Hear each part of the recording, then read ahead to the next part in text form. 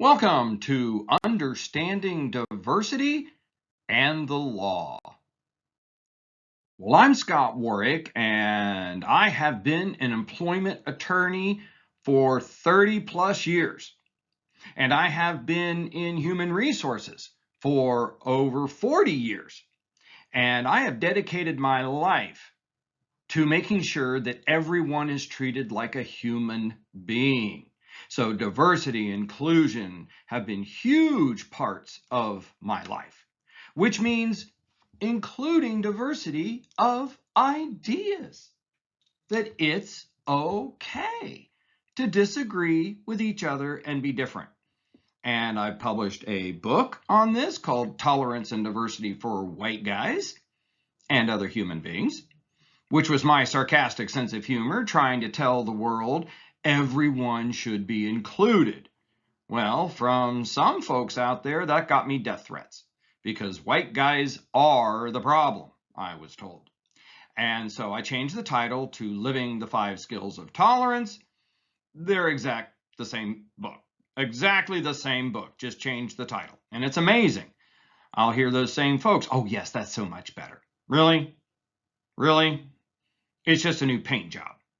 Anyway, let's look and see what has been happening in our world. Now, one thing you certainly need to be aware of is in 2025, the United States Supreme Court in Ames versus the Ohio Department of Youth Services eliminated any type of additional evidentiary requirements in what we typically call reverse discrimination cases. Now, this is what happened. Marlene Ames was a heterosexual woman who worked at the Ohio Department of Youth Services, and she was denied a promotion because of her sexual orientation. Now, understand, a gay candidate was selected instead. Why? Well, because we need to have a more diverse workforce. We need to have more diversity throughout our organization in the supervisory ranks and everywhere across here. So I'm really sorry, Miss Ames, you being a heterosexual woman and all, you are in the majority, and we're going to give this job to the gay candidate instead. Now, this went to the Sixth Circuit Court of Appeals, and they said, well, Miss Ames, this is a reverse discrimination case.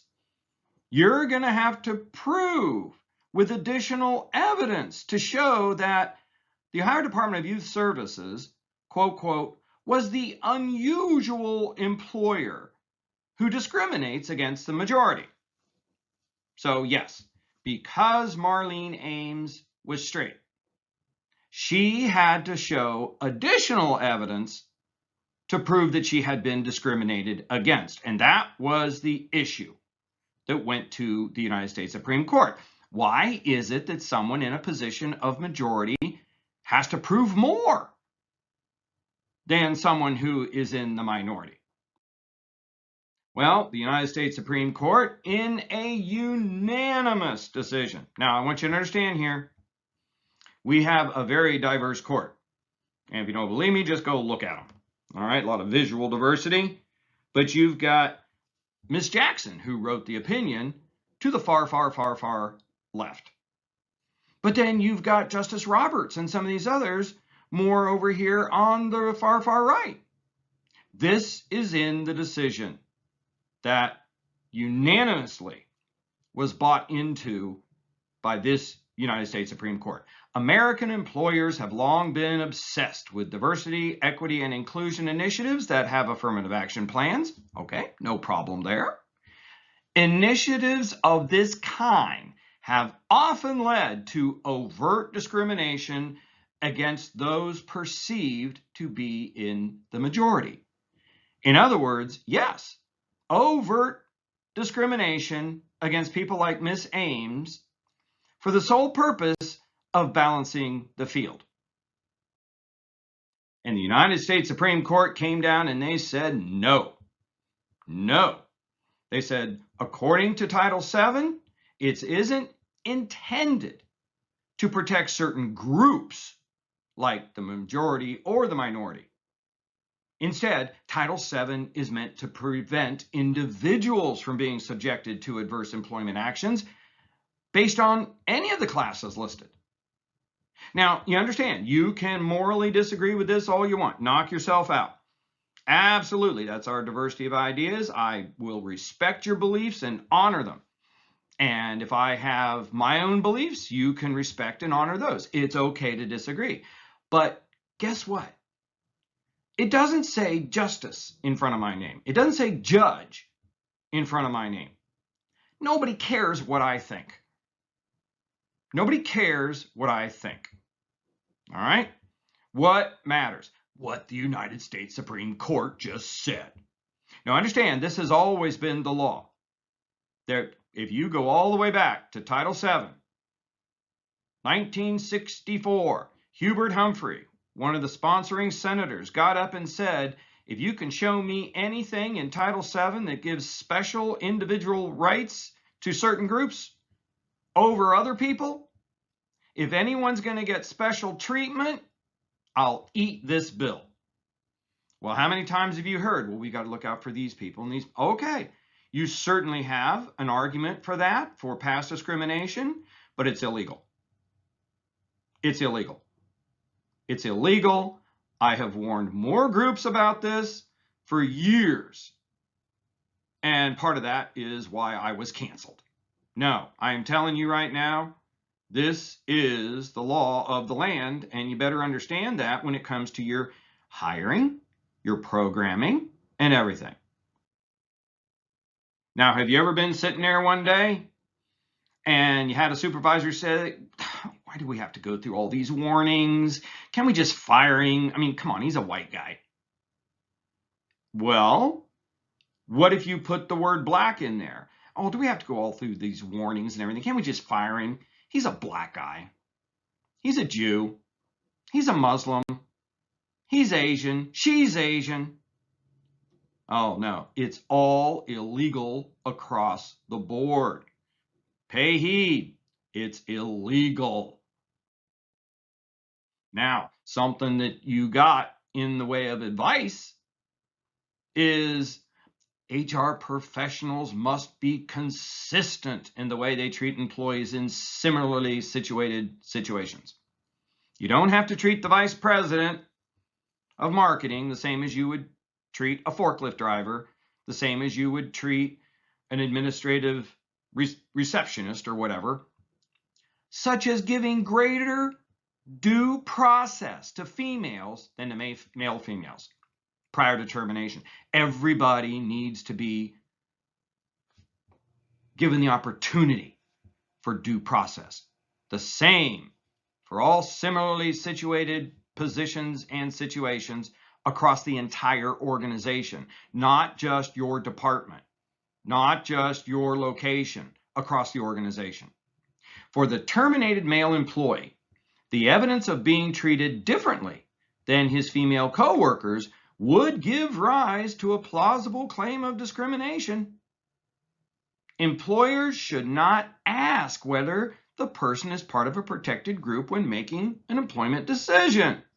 Oh, and by the way, when employers are talking to each other, it is absolutely amazing because they text that, they email that, they message that, and they say that out loud.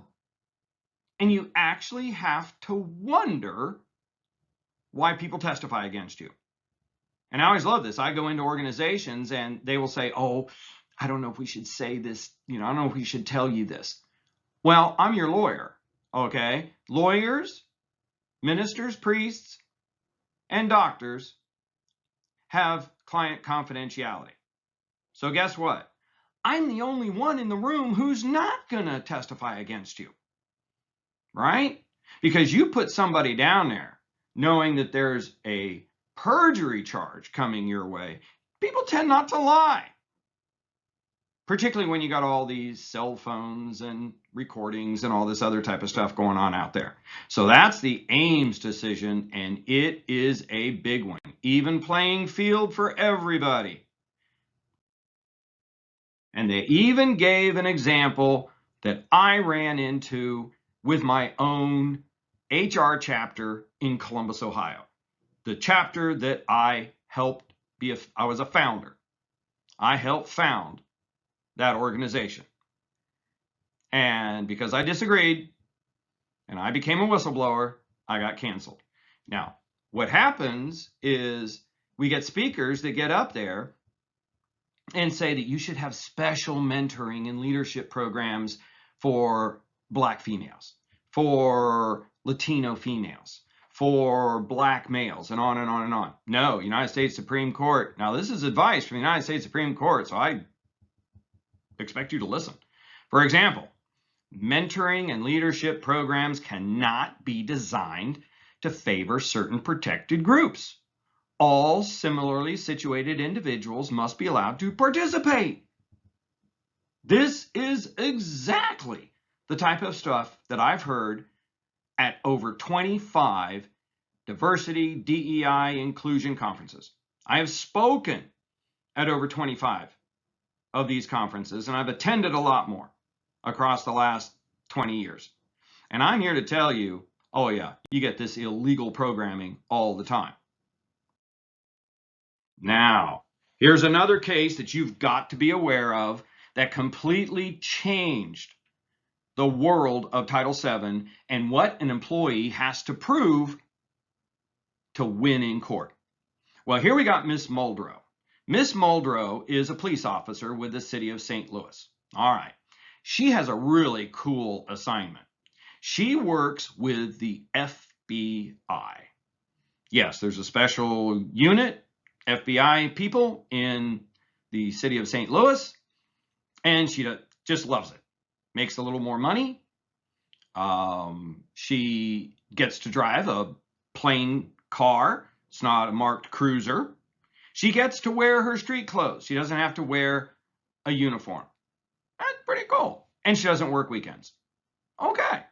Then they get a new chief of police. And I'm not sure if this chief of police had ever been to an employment law class. I doubt it. Because all of a sudden he's saying, well, wait a minute. We shouldn't have women in this division. This is a special unit. You got to have a man in there. Now, first of all, I hope the sweat is running down the back of your neck a little bit, or at least tickling, because that is as illegal as the day is long. And how do we know that that was the logic? Because everybody heard him say it. Oh, anyway, Miss Muldrow gets transferred back to a cruiser. Now, here's what's happened to her. Oh my gosh, she has to wear a uniform all day. Okay, you got to wear a cop uniform. All right, you got to drive a cruiser now. You don't get the unmarked vehicle anymore. You're going to have to work some weekends. And the pay works out about the same. So I got to change what you're wearing. You got to drive this squad car. And then on top of that, you might have to work a few weekends. That was it. Well, that went on for about 8 months. And about 8 months into it, someone talked to the chief or whatever, woke him up, and they said, okay, well, we're not going to do that anymore.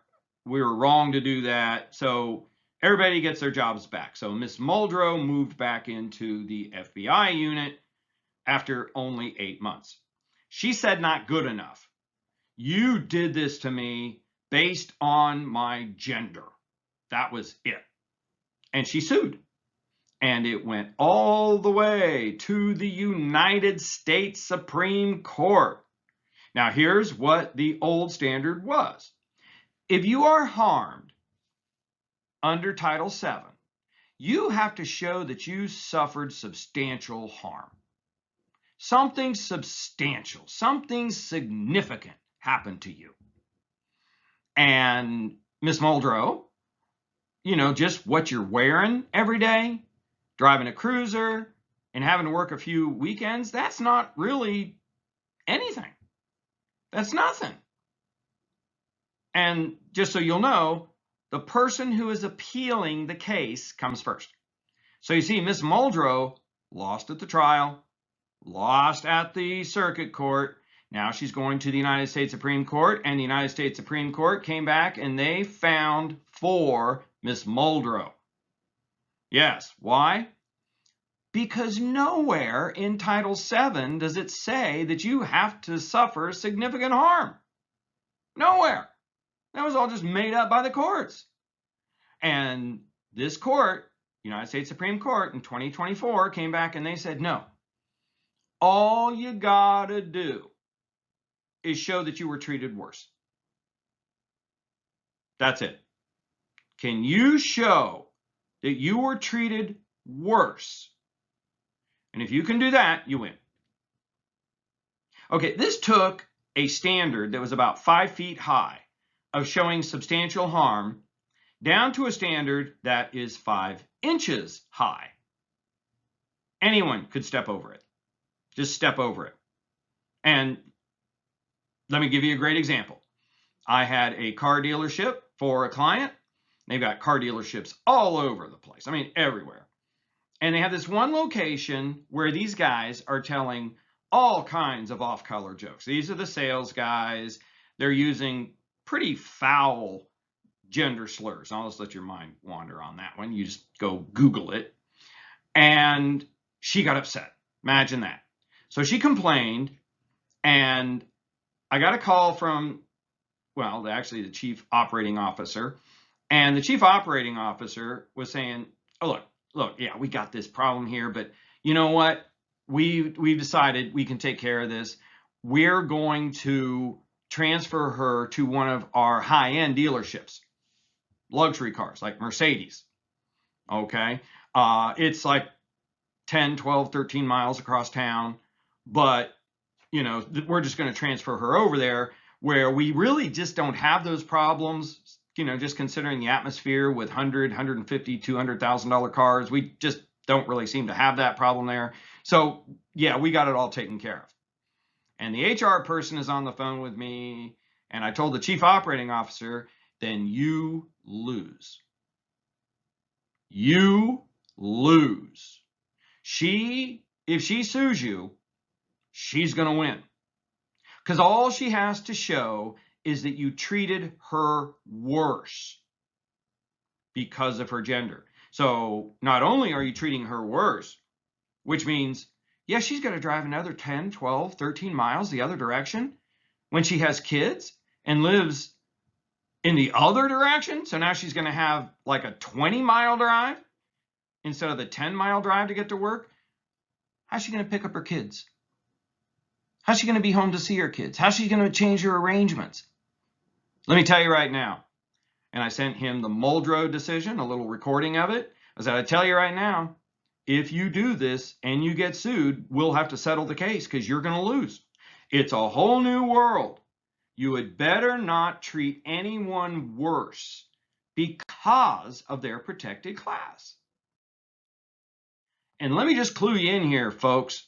33 to 50% of all the employees in this country, across this country, are recording you right now.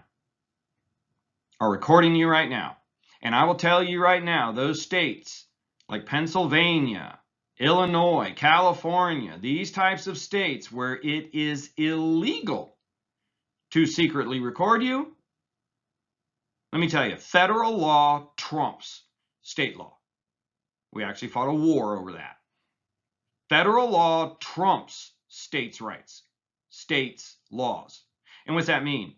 The National Labor Relations Act says employees are allowed to defend themselves.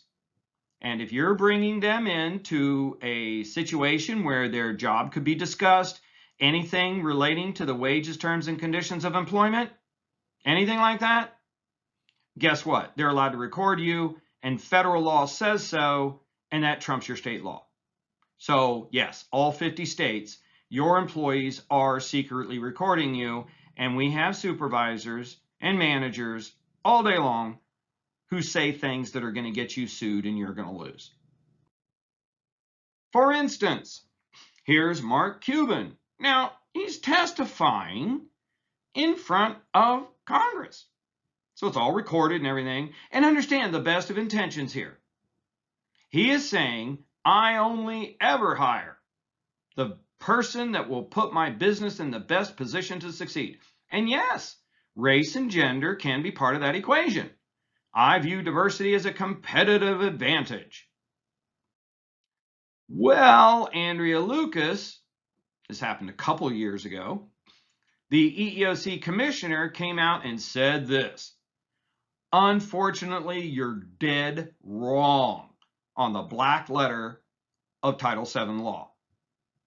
And if he, Cuban, is using race or gender as a factor, and even if it's not the only factor or the dispositive factor or the main factor, if it's any part of the decision at all, then it's a motivating factor, and that's illegal. I've been saying that for years, and I have just been canceled and canceled and canceled and canceled. And I will tell you right now, all this stuff is coming home to roost. And again, you do not have to agree with this. This is America. You're allowed to believe what you want to believe. But this is what the United States Supreme Court is telling you. And this is what the EEOC is telling you. So you better pay attention. Now, in the spring of 2025, Andrea Lucas came out with two major pieces of guidance for employers on DEI. One of them is entitled What to Do if you experience discrimination related to DEI at work. So this is like an instruction manual for your people as to how to sue you. And what you should know about DEI related discrimination at work. All right, if you have not read these, you're behind the eight ball. Now, what do these basically say? Well, in these two letters of guidance, even if groups or programs aren't created or maintained by the employer, put your antennas up here when you send people to these illegal programming seminars and conferences that I've been going to. Even if groups or programs aren't created or maintained by the employer, making company time, facilities, or premises available, and other forms of official or unofficial encouragement or participation may be seen by the EEOC as the employer sponsoring those activities, thus making the company liable for any prohibited exclusion by those groups. All right. It is amazing to me how many times, and understand, I have spoken at over 25 DEI conferences across this country, and I have attended dozens. I have never, ever in my life been to a diversity conference where somebody didn't get up and profess that you, the organization, go do something illegal. And what is that usually in the form of? Hiring quotas. Quote, quote, goals.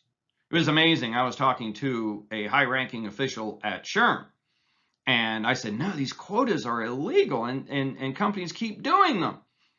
And he goes, oh, no. We don't call them quotas. We call them goals. Really? Really? I mean, really? Look, you can paint a house blue and call it red. It's blue. If it looks like a duck and it walks like a duck and it sounds like a duck, it's a duck, man. Okay? So I will tell you, I've been to these conferences and someone will stand up and say something very stereotyping against one group or the other group or something like this, and maybe even something illegal, and the sponsoring organization gets up and thanks them. Thanks them. Oh my God. No. If you're going to sponsor these activities, you better know what the law says. You better understand stereotyping. Or my advice to my clients is, well, you stop going to that organization's events. Prohibited DEI conduct includes actions that may limit, segregate, or classify individuals based on protected characteristics. Examples provided in the guidance include limiting membership in workplace groups. Put your antennas up here. Affinity groups. Affinity groups. So let me tell you right now, I'm working with several organizations to turn their illegal diversity programs into legal ones. Well, how do you do that? Well, you get rid of all of the programs that are for special groups. Those go, because everybody should be allowed to come. That's a given, number one. What else? We are not going to get up and stereotype anyone. All right? No stereotyping, like all you white guys, all you boomers, all you snowflakes. All right? On and on and on and on. So we're going to make sure those are in place. And for your affinity groups, have more. Have more. Right? You better have something that's going to cover a lot of folks. All right? So yeah, African American groups, rule number one, everyone is welcome. Everyone can go to that affinity group. And number two, you do not attack anyone in those groups. And let me tell you right now, I have sat in on several different affinity groups in the last 10 years. And just about every single time, there's someone there who will stand up and basically say, well, yeah, but white people do this and white people do that and white people are racists. Man, you better shut that down in a big hurry. All right. I had one where they said, oh, yeah, I mean, white people don't care about this because they're all guilty. Really? Well, do you hear that? The stereotype, the harassment? What if I said, you know, I tell you, that's what's happening over in Gaza and Israel right now because all these Palestinians are all guilty. This is what's happening in Israel right now because all these Israelis, they're all guilty. Well, you know why there's so many blacks in prison is because they're all guilty. Okay, did you pick up on the severe bigotry, the severe racism in what I was saying? Well, that works for white people now too. So you can take your diversity programming and make it legal, but it's got to include everybody. It's got to be expansive. I have several clients that have different groups for Latinos or blacks or something, just to appreciate what's happening in the black community, and you can go learn there. But we also have an Irish group and an Italian group. Okay, there you go. And separating employees into groups based on protected characteristics when administering DEI or other trainings, even if separate groups receive the same programming content.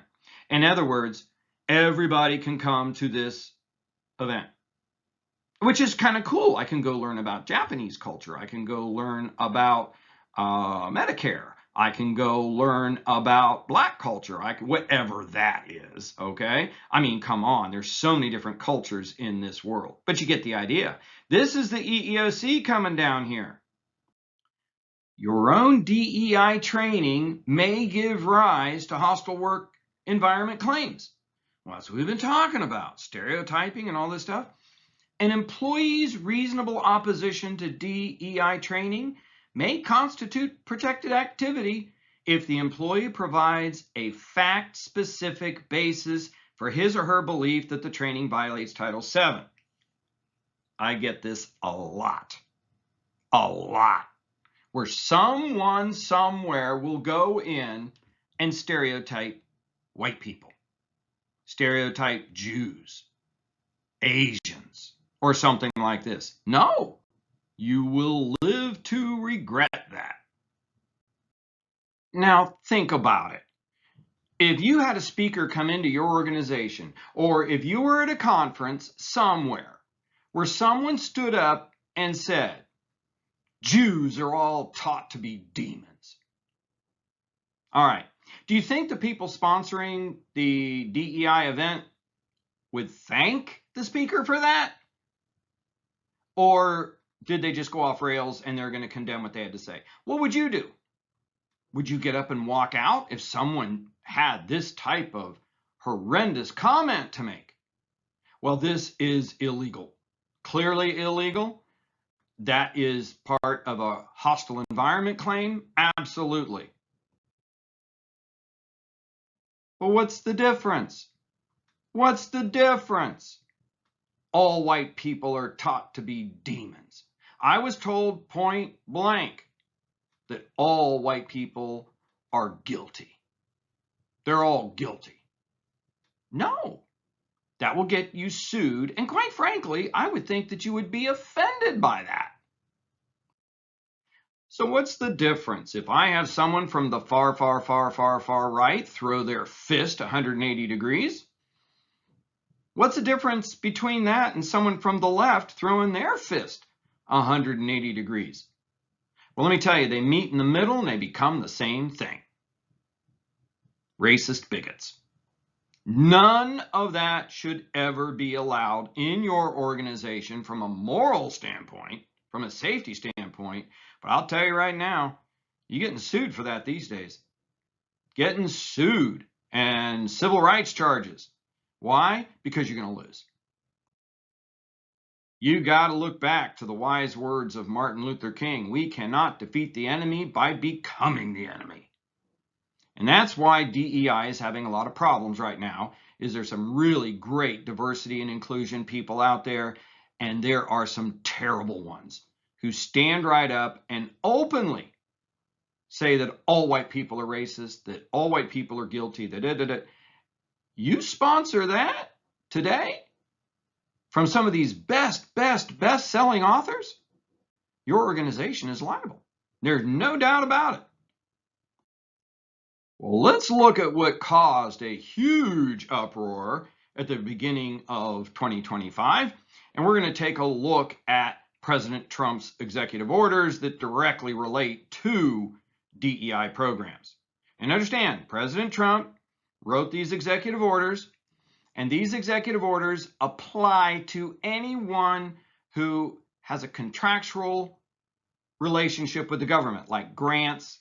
You know, they're paying you for services or something like this. You have to follow what these executive orders say. That's the President of the United States. He runs the United States. And whether you like it or not, you want money from the United States federal government, you got to comply with the executive orders. Absolutely.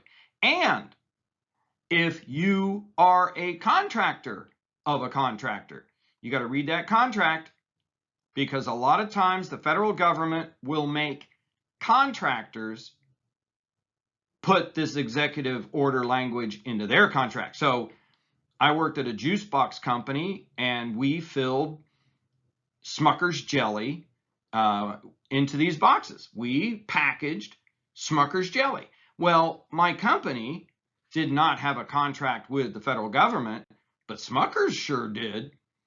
And guess what? We had to put together an affirmative action plan because we were a contractor of a contractor. So you're going to have to stop and see if you are a contractor or a subcontractor who has to comply. All right, so what's the first thing? Well, first thing is you've got to get rid of anything that says diversity, equity, inclusion, DEI. This executive order eliminates any and all diversity, equity, inclusion programs throughout the federal government. The termination includes chief diversity officers, equity action plans, environmental justice offices, equity-related grants and contracts, as well as diversity, equity, and inclusion, DEI itself. All of that needs to be removed from the performance requirements. Okay, so understand, these are words you just simply do not want in there in any of your programs because they will draw lightning. Second, I'm not going to tie these types of things to performance requirements, like you have to hire so many minorities, you have to train so many minorities, whatever. All right, that is gone. It also directs the Director of Office of Management and Budget to terminate all mandates, policies, programs, preferences, and activities relating to diversity, equity, inclusion, and accessibility. Okay, so it's pretty broad, a pretty broad brush that has destroyed these programs throughout the entire country. Now, here's the part I want you to focus on, because this is mandatory language in these contracts. You see, you don't have to blow up your diversity program. You comply with what the EEOC is saying, which you should want to do anyway for all humans, and comply with what President Trump is saying in his executive orders, because look what the language is here. What is a compliant diversity program? The head of each agency must include in the following provisions in every contract, grant, or award. All right. Number one, there's going to be a clause that says the contractor or grant recipient's full compliance. You are going to be fully compliant with all applicable federal anti-discrimination laws. Okay, that's pretty much the EEOC. All right, well, we're going to do that. I'm going to show you how to do that.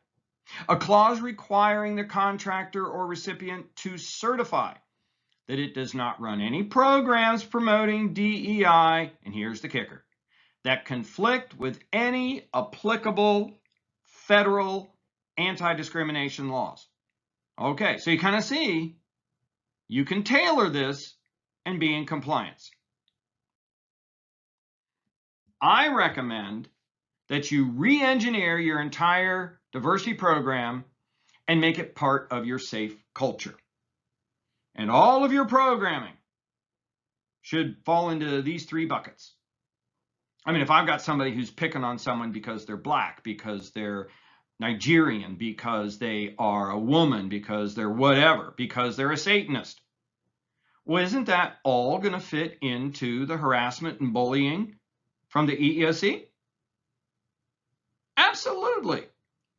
And if I have bullying in my workplace, what are the chances I'm going to have workplace violence? Pretty good. Since there are 36 to 38,000 physical assaults that occur in American workplaces every week. Oh, yeah. And what about your health and wellness? Well, that's OSHA. Isn't it a healthier environment when you are not working with intolerant bigots? I think so.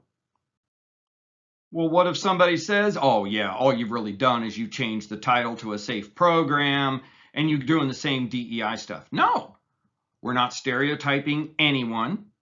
We are not teaching illegal tactics at all.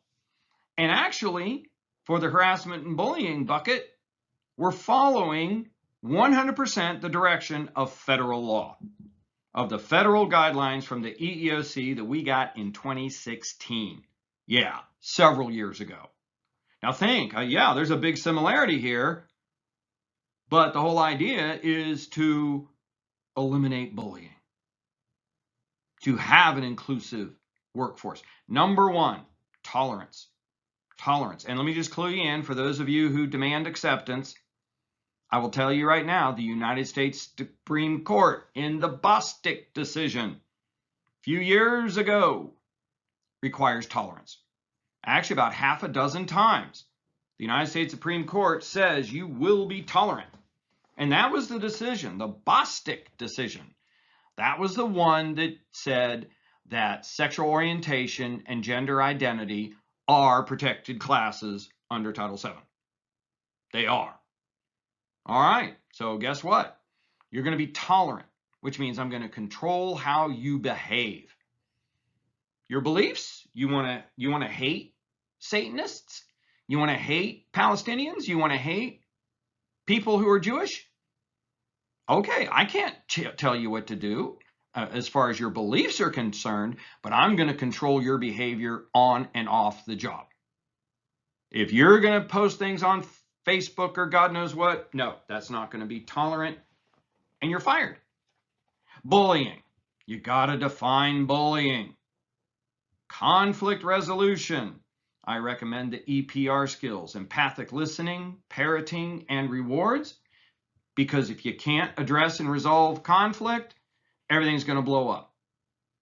Social media. Just because you can't say something at work doesn't mean you can go out on Twitter, Instagram, Facebook, or wherever you go and put offensive things that would violate our EEO policy, which would be you are picking on someone because their age, race, religion, and bystander intervention. All right, let me ask you, if somebody is engaging in behavior that is bigoted, stereotyping somebody, don't you want to get involved with that? Yeah, the EEOC wants bystander intervention to be in your programming.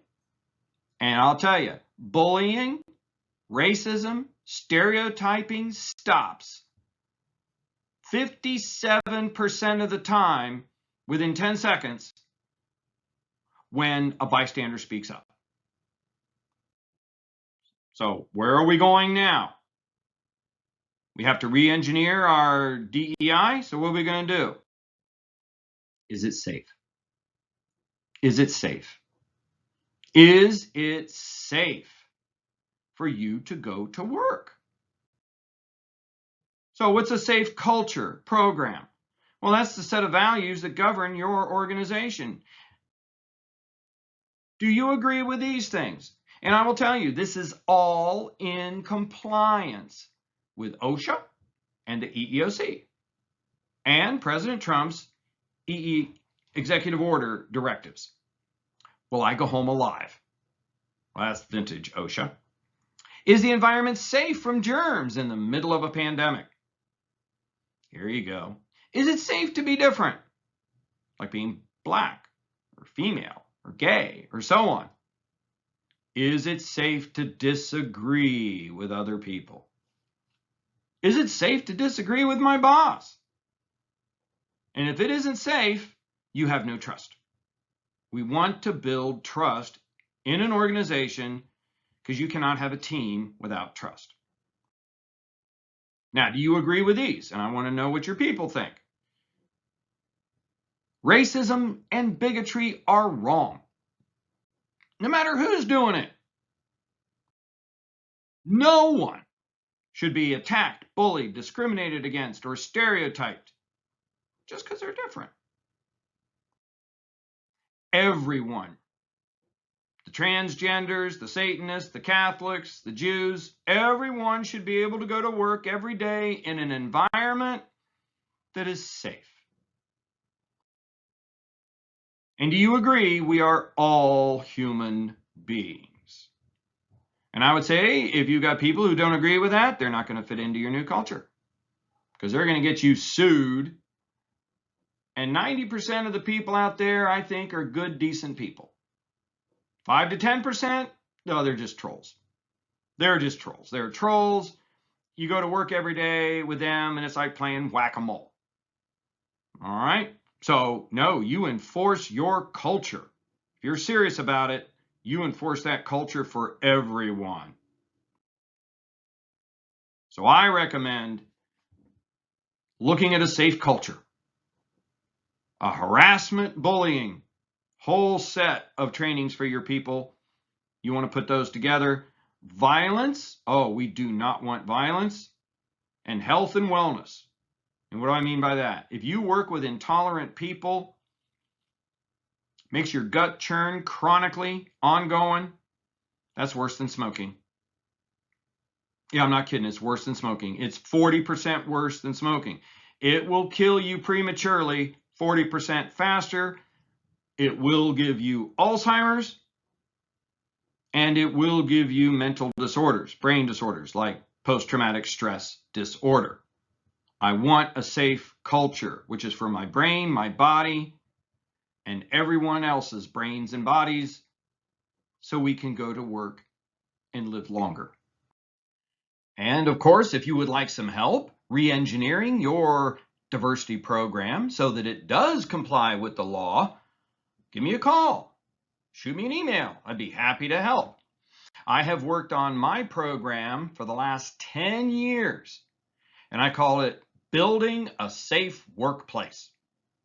Building a Safe Workplace. It is 18 individual video classes that you can facilitate with your people. Each one is only 30 to 40 minutes each, and there are discussion questions in there, and you can pop in the video, and you can make sure that all your people see it, and you can facilitate it. Have questions and discuss it right there.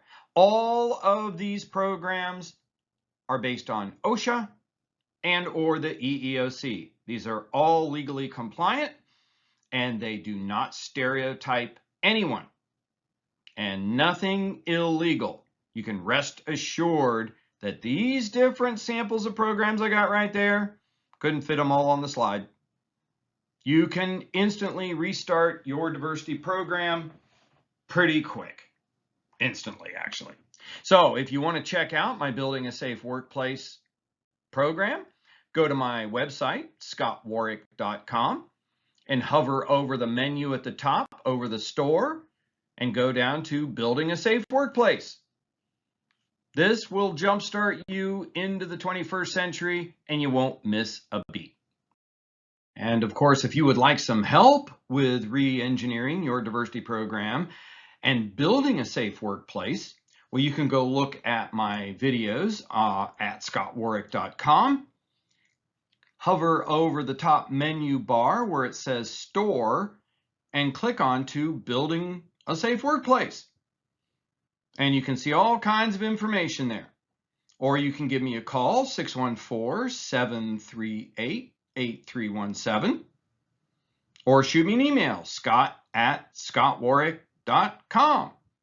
And particularly for you in Ohio, for those of you who are Ohio employers, give me a call. And we've got some different things going where you might actually be able to get all of these videos for your program for free.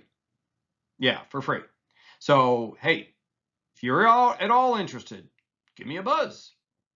Shoot me an email. And don't forget, when you do this training for your employees, that is for your internal culture, but that is also what you want to use with your customers. It is a diverse world with different opinions, different politics, different religions, Democrats, Republicans, socialists, and on and on and on. Your people better be prepared to deal with a diverse world inside your organization and the people you service.